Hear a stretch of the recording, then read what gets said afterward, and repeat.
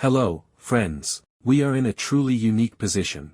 Even computer analysis does not immediately see that white can actually win here. Only after we manually make the first fantastically beautiful move does the computer begin to understand that white indeed has a winning plan. Try to solve this puzzle on your own. If you need some time, pause the video. If not, let's look at the correct solution together. So, what thoughts come to mind first, both for us and even for the computer? Of course, we might want to become active with the g-pawn. But what happens if we capture on f7? Black replies with a check, and the white king will never be able to escape from the perpetual checks that follow. And as soon as the white king steps aside, without its support, it becomes impossible to set up any mating net against the black king. Similarly, any queen move to b8, a8, or anywhere else leads to the black queen starting a checking sequence against the white king. Once again, there is either no escape from the checks, or in order to escape, the king has to run so far away that it becomes impossible to build a mating net. Among all the options suggested by the computer,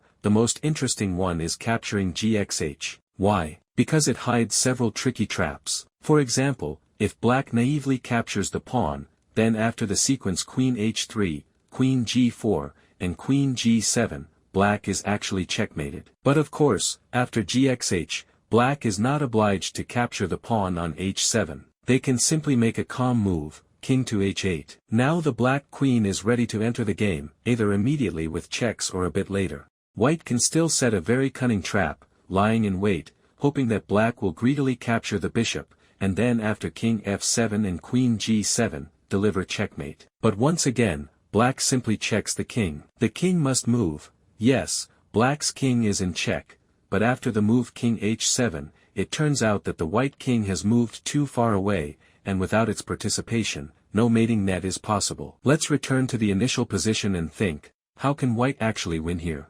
The win is only possible thanks to a fantastically beautiful idea involving a bishop retreat and a queen sacrifice. The bishop can retreat to c7, b6, or a5, but only the move bishop to c7 contains two key ideas. After the capture of the white queen, white plays pawn takes f7 with check, and the black king must move. On king f8, there is a simple mate in one. On king h8, there is a discovered check idea. We will analyze this idea in detail, but the key point is that when the bishop retreats to c7, black has no choice but to capture the white queen.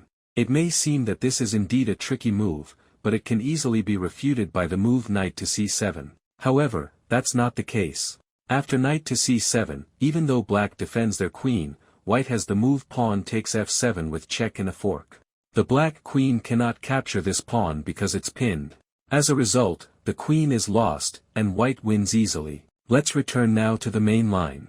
Black was forced to capture the white queen. Then white captures on f7, and to avoid immediate mate, the black king moves to h8. White places the bishop in an ambush.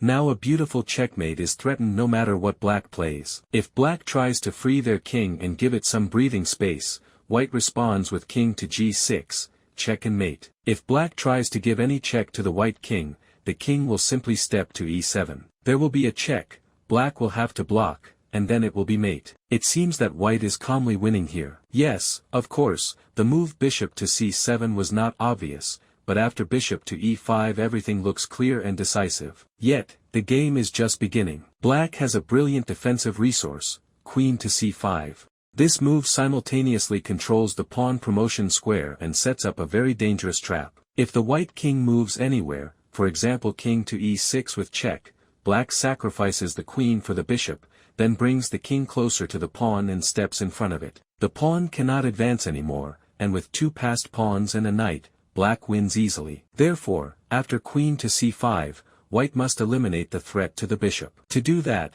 the bishop must retreat while maintaining the battery, either to b2 or a1.